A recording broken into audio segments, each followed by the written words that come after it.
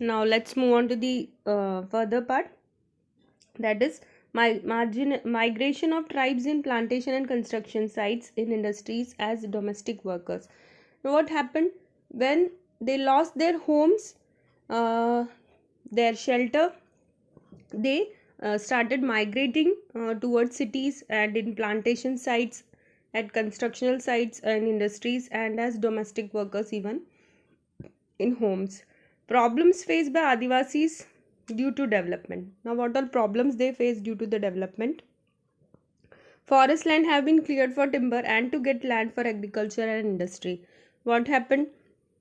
Forest land was cleared for timber, yes, and to get land for agriculture and industry, because development started, industrial development started. So land was given to the industrialists for construction, means to set up the industries and all, and even the agricultural, for to promote agricultural work. Agriculture forced to leave land, forest area are being cleared off.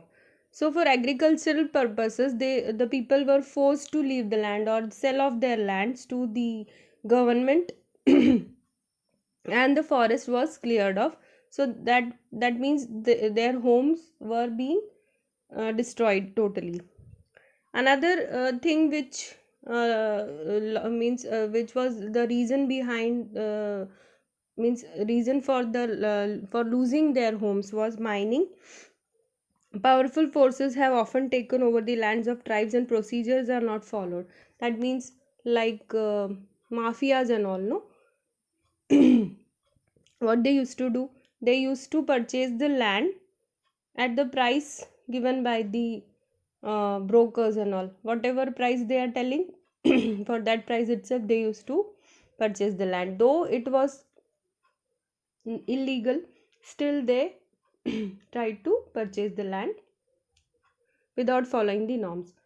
So all these things were the reason behind their means they, because of this they lost their homes.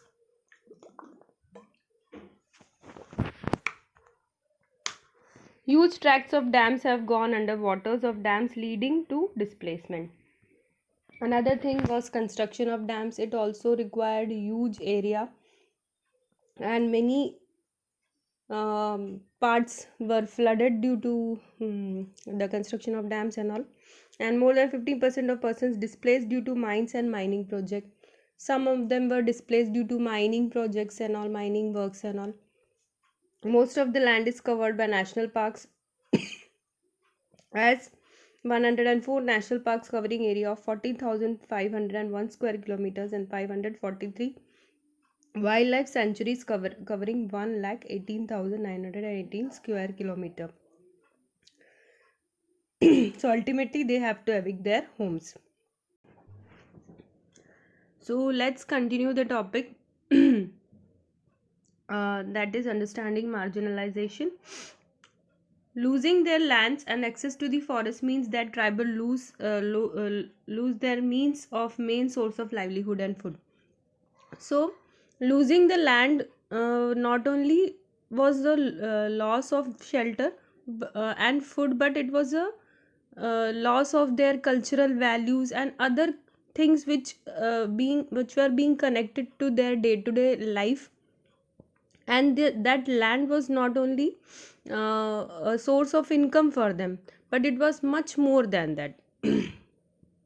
So slowly they started migrating to cities in search of work, and they employed for very low wages, because what happened, the people who used to give them work, they realized that ultimately these people are tribal, so they will do work in low wages also. Basically in construction sites and buildings, in industries and all, they used to find jobs over there and were paid very low wages. Cycle of poverty and deprivation. So what happened due to this? Children of these people were malnourished because they were not getting proper food, and low literacy rate also. Another a drawback of this situation was that migration towards cities was lost more than a source of income. As I told you, that their land was not only a source of income for them, but it was more than that. I mean, they have a connect or emotional touch towards their land. They lost their traditions and customs even because everything was related to their land, even their culture also, their festivals also, their values, everything was connected to their land. So they not only lost their homes or source of income, but they lost their traditions and customs too.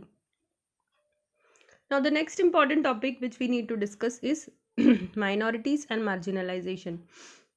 So first of all, we need to understand the term minority. Minority is referred to numerically small in number. Okay, from the word itself we can understand numerically small in number.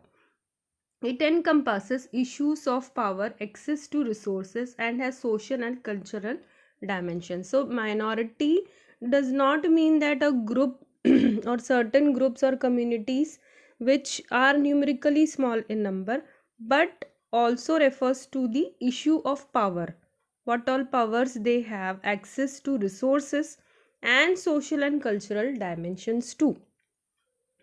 So, to protect the minority communities against the possibility of being culturally dominated by the majority, what happens in India? That majority wins the vote. This is our concept. That we feel that wherever the majority is there, so it has the authority to dominate the minorities, or the minorities don't have any voice. This is our tendency, or we can call our stereotype. So, to stop this kind of discrimination, certain laws are being passed by the government to give minorities full fledged support and the equal status in the society. So these laws protect them against any discrimination and disadvantage that they may face. Okay, so there are certain laws which are being given to the minority communities to safeguard their interests against any kind of discrimination, like social, political, cultural, whatever it is. Minorities may feel insecure about their lives, assets, and well-being. Say they may have a kind of insecurity towards their lives, even assets. And assets means properties, and well-being. Well-being means how they will be treated by the society, whether they will be treated equally or badly, whatever it is. Constitution provides safeguard to protect India's cultural diversity and promoting equality as well as justice. The Constitution has mentioned so many laws, or there are many laws to safeguard their interest and protect their means cultural values even, because we India is a diverse nation, no? So to promote equality among each and every aspect and provide justice to each and every person or citizen in this country, many laws are being passed to safeguard their interests and their equality. Every citizen of India can approach to the court if the right have been violated. This right is all is given to all the citizens of our country. Right to constitutional remedies. Okay, if you feel that your rights are being violated, you can directly approach to court, and this right is given to each and every citizen. Muslims and marginalization. So there are different communities which are earlier being marginalized, like Muslims. Muslims in India are 13.4% in number, considered to be marginalized as they have over the years been deprived of the benefits of socio-economic development. So why they are considered marginalized? Because their population is less in number, and they were being deprived of socio-economic benefits or development, because earlier during before what to say independence, no, the things were different, means there was discrimination or inequality between Hindus, Muslims, and there were lots of things which the minorities have to face. Not only the minorities, the backward classes, basically, so called backward classes by the British also, and even the upper caste also. Government set up high level committee in 2005 under the chairmanship of Justice Rajinder Sachar, examined the social, economic, and educational indicators. The situation of the Muslim community is comparable to that of other marginalized communities. So what happened when the things came into limelight? When the government came to know about the atrocities which were being faced by the Muslim communities, by other sections of the society, so the government set up a committee in 2005 under the chairmanship of Justice Rajinder Sachar, who examined the social, economic, and educational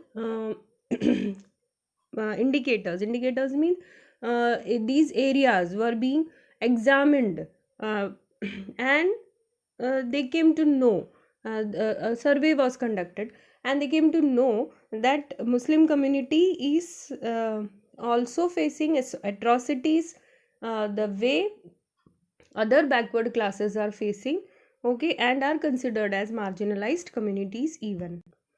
Muslim customs and practices are sometimes quite distinct from what is seen as the mainstream. So, why they were considered marginalized?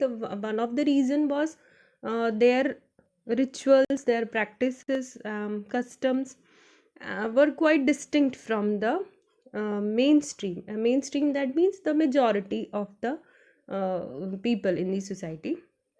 Basically, they were mostly identified different due to their dressing sense, or the they used to wear what they used to wear, like burqa. Females used to wear burqa, and males used to have a long beard and all, and their appearance.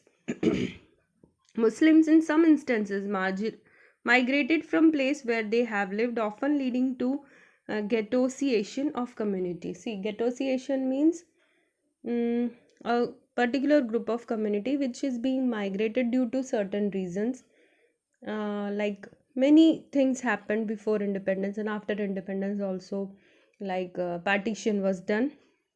India and Pakistan were partitioned. So what happened because of that? Many people migrated to Pakistan, and some of them many of them came to India also, because their families, their relatives, everyone was here only. So there were many reasons. So ghettoization means a community which or a group which is migrating to any other place, or yes, migrating to any other place due to some reasons. Okay, so many of them have migrated from other countries also in India. So that was also a reason to be considered as marginalized. And because of this marginalization, what happened? They were felt, not only the Muslims, the marginalized groups were felt as economically and socially backward.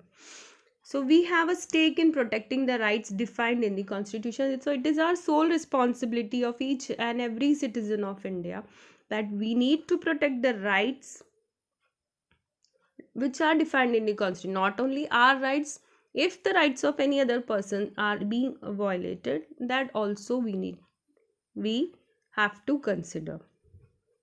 And there are different reasons for marginalized communities being considered marginalized. There are various reasons for a person, like I told you in the beginning itself. Now, if someone came from any other state, who talks a different language, who wears different type of dress, or have a different habit from which is quite distinct from other the to the certain group of people, so they will be treated as, means they will be kept in corner in the sense they will be treated as separate. So this separation is marginalization. Okay, marginalization results in having low social status and not having equal access to education and other resources. So marginalization not only makes the person feel separated or isolated from the society, but also um, makes them feel socially, politically, economically backward, and they don't have even access to education and other resources which are being available to the majority section of the society. Okay, so this is the whole conclusion of this chapter. I hope you have understood it well. Okay, children, so meet you all in the next video. Till then, goodbye.